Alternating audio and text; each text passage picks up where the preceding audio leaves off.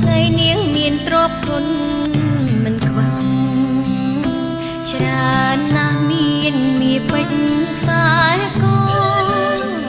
ចិញ្ចៀនខ្សែដៃទុកទូកៅអីសត្វតែ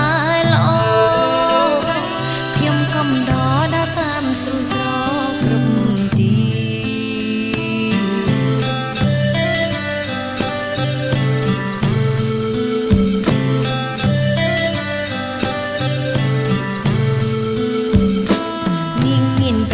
ជាកូនសេដ្ឋីអ្នកស្ដុកស្ដំ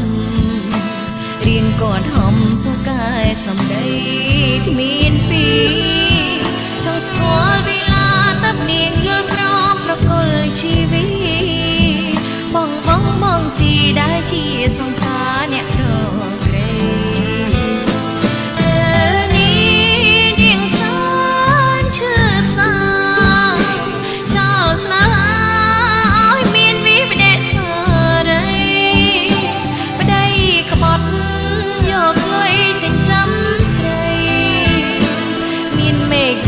ាប្រយោជន៍អ្វីបើគ្មានក្តី